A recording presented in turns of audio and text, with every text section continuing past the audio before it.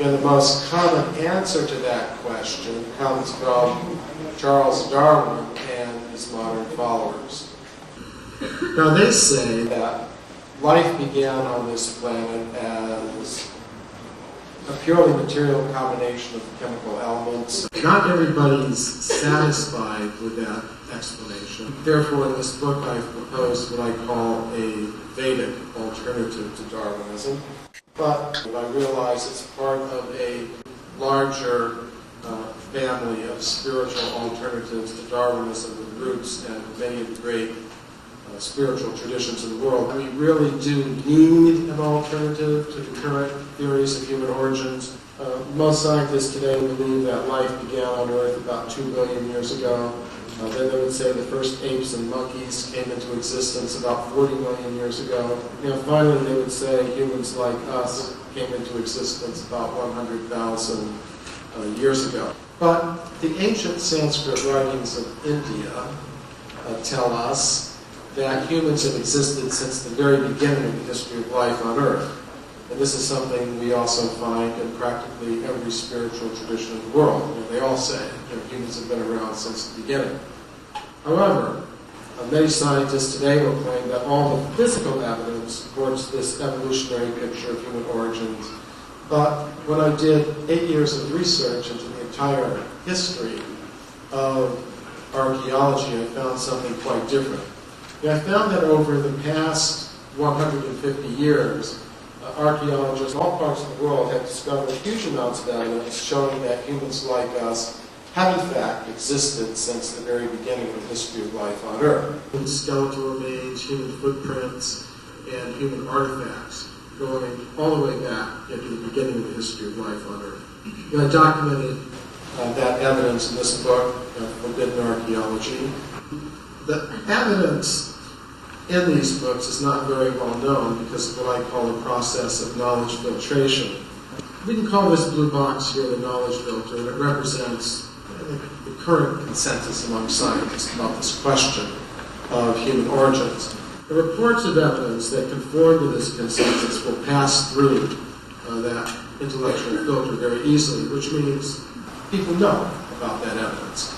But if we have evidence that radically contradicts the consensus, it tends to be filtered out, which means most people, even professional scientists, aren't aware of this evidence.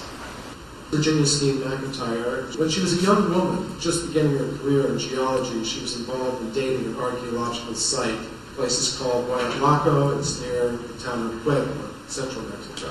There, some American archaeologists discovered these artifacts, so they brought in a team of geologists to date the site. They used 4 methods to date this site. They used the uranium series method to date butchered animal bones that were found in the same layers as the stone tools. They got an age of 245,000 years.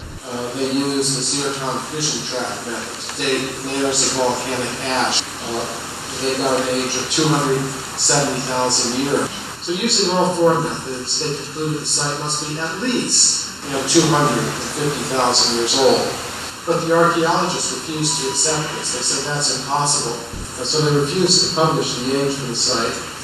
And when Virginia Steen McIntyre independently published the true age for the site, she found that all of her opportunities for professional advancement were suddenly blocked off. Carlos Ribeiro, he discovered hundreds of human artifacts in Portugal. He found them in layers of rock 20 million years old.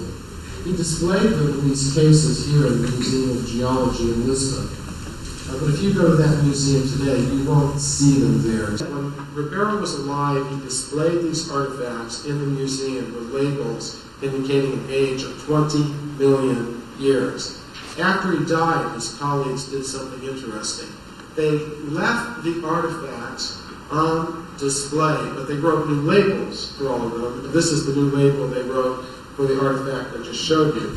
The second line here gives the age. It says Paleolithico Superior. That means the Upper Paleolithic period.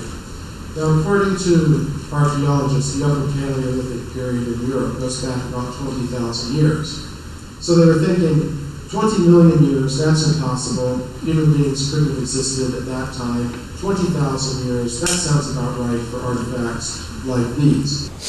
Now, a few years ago, I was involved in the production of an NBC television special called Mysterious Origins of Man. When that program aired, there was a tremendous outcry from Darwinist scientists in the United States. They actually tried to get NBC not to show the program. NBC did go ahead and show the program, and that made this particular group of scientists very, very angry. So they wrote to the Federal Communications Commission asking the FCC to investigate and punish NBC. They wanted the government to force NBC to broadcast primetime apologies. They wanted the government to fine NBC millions of dollars. Of course, there are hundreds of cases I could talk about. I'm just mentioning a few of them. We are conscious selves who have been covered by mind and matter. So that's what I mean by devolution. In other words, we don't evolve up from matter, as most scientists now believe. Rather, we devolve or come down from this level of pure consciousness or spirit. And the bodies that we have are like vehicles. Although I'm presenting an alternative to Darwinism, there's still some similarities in what I'm proposing and what he proposed. But there are some differences. As I said, it's intelligently guided, the forms are predetermined, and consciousness is pre-existing. It's not something that's just produced. Everything the archaeologists have actually discovered. In other words, I don't have to manipulate the data set. I don't have to exclude and throw out vast quantities of evidence. Another thing that what I'm proposing allows us to do, it allows us to integrate all of this evidence that comes to us from, well, the Fortean phenomenon of various types, from what some people call paranormal or whatever.